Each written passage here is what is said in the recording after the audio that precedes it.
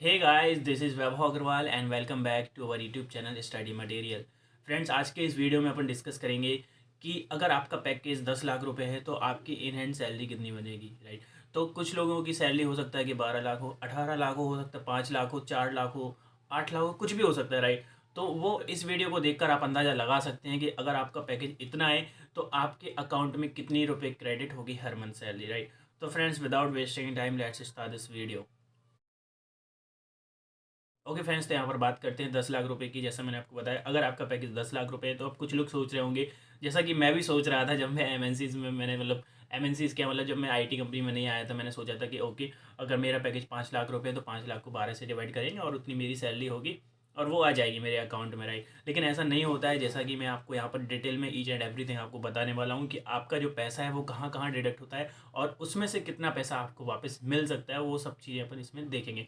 Okay friends, तो जैसे अगर आपका पैकेज 10 लाख रुपए है तो उसको अगर डिवाइड बाई 12 करेंगे तो it will be around 83,333 approximate है, क्योंकि उसके बाद पॉइंट में भी कुछ वैल्यूज आएंगी, राइट। तो अगर आप देखें मोटा मोटा कि 83,000 रुपये होती है अगर आपकी सैलरी, अगर आपका पैकेज 10 लाख रुपये, तो लेकिन ऐसा नहीं है।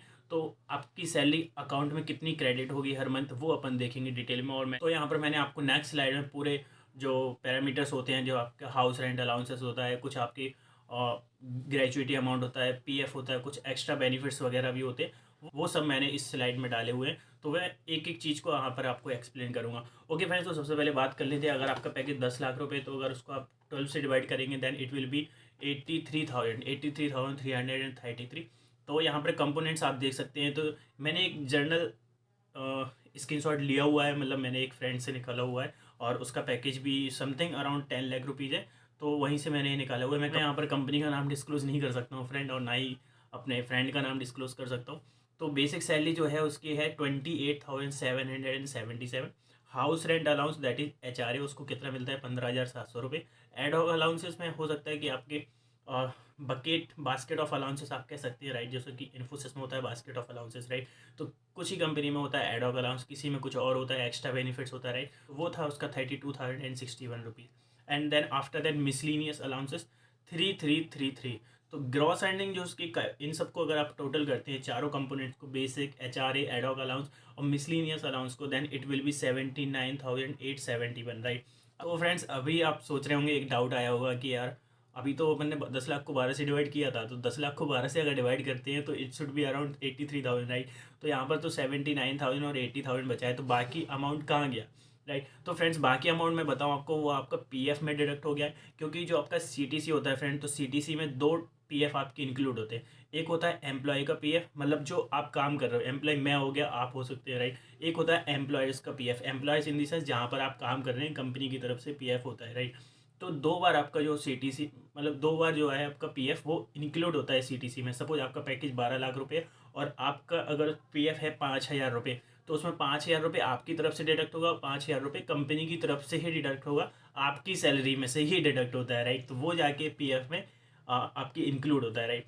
तो जैसा कि आप देखेंगे, तो अगर एक आप नेक्स्ट वाले पोर्शन में देख सकते हैं कि प्रोविडेंट फंड जो लिखा हुआ है 3,453, राइट। तो 3,453 को अगर आप ऐड करेंगे 7,9,871 में, then it will be around 83,333 approximate. मैंने एग्जैक्ट कैलकुलेट नहीं किया है, लेकिन somewhere it will be around 83,333, right. तो जो प्रोविडेंट फंड लास्ट में लिखा है, सेकेंड स्लाइड में लिखा हुआ है 3,453, ये है आपका एम्प्लॉइज प्रोविडेंट फंड, जो आपकी तरफ से डिडक्ट हुआ है। वो आपको आपके पे स्लिप में देखने को मिलेगा। जब आपकी पे स्लिप आएगी, सैलरी स्लिप आएगी, उसमें आपको दिखाएगा कि यार आपका पीएफ इतना कटा हुआ है, ठीक है। फिर उसमें आपको प्रोफेशनल टैक्स लगता है। प्रोफेशनल टैक्स फ्रेंड्स जो रहता है, ये आता है आपकी स्टेट गवर्नमेंट को। अगर आप महाराष्ट्र में काम करते हैं, महाराष्ट्र में आपकी कंपनी है, तो 200 रुपये कटता है।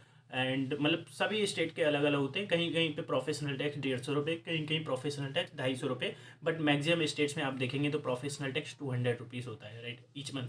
उसके बाद टीडीएस फ्रेंड्स क्या होता है, TDS is your income tax. तो इनकम टैक्स का एक अलग फंड है, वो उसके लिए अगर आप कहेंगे तो मैं अलग से एक वीडियो उसके लिए बना दूंगा, लेकिन मैं आपको एक मोटा आइडिया दे दे रहा हूँ कि अगर आपका पैकेज 5 लाख रुपए से कम है तो आपका तो कुछ इनकम टैक्स कटने वाला नहीं है, राइट। अगर आपका पैकेज 5 से ऊपर जाता है तो आप इनकम टैक्स के दायरे में आ जाते हैं और फिर आपको जो टैक्स लगता है वो टैक्स लगना स्टार्ट हो जाता है। लेकिन उसके बाद भी कुछ आप अपना टैक्स बचा सकते हैं, लाइक आप अपना 80C के अंदर, 80DD के अंदर अपना डिडक्शंस आप दिखा दे रहे हो, तो उसकी वजह से आपकी सैलरी कम हो जाएगी तो आपका टैक्स कम हो जाएगा। हो सकता है आपका पैकेज 6 लाख रुपये है, लेकिन आपने इतने डिडक्शंस दिखा दिए कि आपका पैकेज 5 लाख रुपये से कम बचा है, तो आपका टैक्स कुछ भी नहीं लगेगा, राइट। तो ये टैक्स के सारे क्राइटेरिया थे, और मतलब बहुत ज़्यादा डिटेलिंग है यार, टैक्स को एक वीडियो में डिस्कस नहीं कर सकते, तो उसको अपन अगली वीडियो में देखेंगे अगर आप चाहते हैं तो यहाँ पर जैसा कि मैंने आपको बताया, राइट, 8333 में से आपका पहले नंबर मतलब एम्प्लॉयज़ का पीएफ कट गया, तो आपकी ग्रॉस अर्निंग होगी 79871। अब आपकी जो सैलरी आने वाली है फ्रेंड्स, वो आएगी 79871 में से। अब इसमें से जो डिडक्शंस होने हैं वो आपका खुद का पीएफ कटेगा, 3453 प्रोफेशनल टैक्स कटेगा, एक मैंने टीडीएस अमाउंट यहाँ पर ले लिया है 5000। इट कैन बी एनीथिंग, मतलब ये 6000 भी हो सकता है, 4000 भी हो सकता है, 4800 भी हो सकता है, 4700 भी हो सकता है। ये डिपेंड करता है आपकी सैलरी कितनी है, आपका पैकेज कितना है, और हो सकता है कि आपने कंपनी के पोर्टल पे कुछ आपने डिडक्शंस दिखा के रखे हैं कि आपने इन्वेस्टमेंट यहाँ पे एलआईसी में इतना किया हुआ है, आपने मेडिकल पॉलिसी ले रखी है, या फिर कुछ भी हो सकता है, राइट, आपने हो सकता है पीपीएफ में पैसा डाल के रखा है, तो उसके बेसिस पे आपका जो डिडक्शंस हैं, इन्वेस्टमेंट है, उसके बेसिस पे जो आपका इनकम टैक्स होता है फ्रेंड्स, वो कम हो जाएगा। तो एक मैंने यहाँ पर मोटा अमाउंट लेके रखा है 5,000 रुपये, राइट, 10 लाख के ऊपर। तो 5,000 रुपये मेरे ख्याल से समथिंग इतना तो लगेगा, 5 से ज़्यादा भी हो सकता है अगर आपने अपना इन्वेस्टमेंट दिखाकर नहीं रखा हुआ है।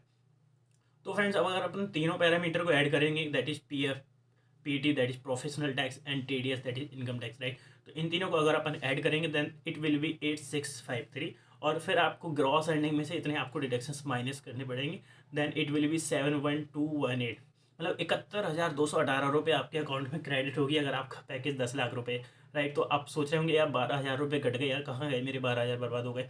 तो ऐसा कुछ नहीं है फ्रेंड्स, जैसा मैंने आपको बताया कि आपका पीएफ 2 बार कटा है, एक एम्प्लॉयज़ की तरफ से, एक एम्प्लॉयज़ की तरफ से, राइट। तो 2 बार आपका जो पीएफ कटा है 3500 रुपये अपन मान ले रहे हैं इसको, तो 7,000 रुपये आपका पीएफ कट चुका है, राइट। तो फ्रेंड्स 7,000 रुपये तो आपके पीएफ अकाउंट में डिपॉजिट हो ही गए हैं, राइट। तो 7,000 रुपये तो आप कभी भी ले सकते हैं। प्रोफेशनल टैक्स आप वापस नहीं कर सकते हैं, वापस नहीं आएगा, रिटर्न नहीं आएगा। तो अब आपका बचता है, मतलब आपकी जो अमाउंट आपका देखेंगे तो 12,000 कम हो गए, तो 12,000 में से आपके 7,000 आगे बचे हैं 5,000 रुपये, राइट।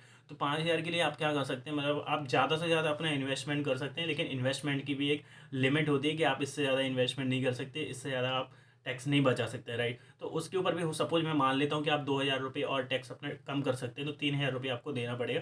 तो उस हिसाब से आपका 3,000 रुपये ही कम हो रहा है आपकी सैलरी में। तो इस तरीके से मैंने आपको सारे पैरामीटर्स यहाँ पर समझा दिए, और आई होप आपको फ्रेंड्स इस वीडियो से कुछ आइडिया लग गया होगा कि अगर आपका पैकेज 4 लाख है, 5 लाख है, 12 लाख है, 18 लाख, कुछ भी हो सकता है, राइट। तो उससे आपको एक आइडिया लग गया होगा कि आपका सैलरी अकाउंट में कितनी क्रेडिट होने वाली है हर मंथ, राइट। अगर आपको स्टिल लगता है कि मैंने कुछ पॉइंट्स मिस कर दिए, तो please write down in the comment section and we will try to answer each and every question. तो फ्रेंड्स आज की वीडियो में बस इतना ही, मिलते हैं अगले वीडियो में। और फ्रेंड्स अगर अभी तक आपने हमारे चैनल को सब्सक्राइब नहीं किया है तो प्लीज़ सब्सक्राइब कर लीजिए इसे, और बेल आइकन को दबाना ना भूलें। Thank you.